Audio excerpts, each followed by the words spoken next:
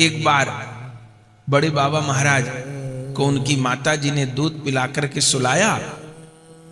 बड़े बाबा जी लेट गए। कुछ देर बाद उठे, उनकी माता जी किसी काम से चली गई। बड़े बाबा जी महाराज रोने लगे।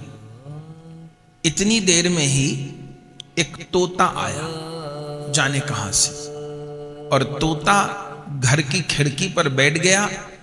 छोटे से राई चरण रो रहे थे और उनको क्या कहने लगा?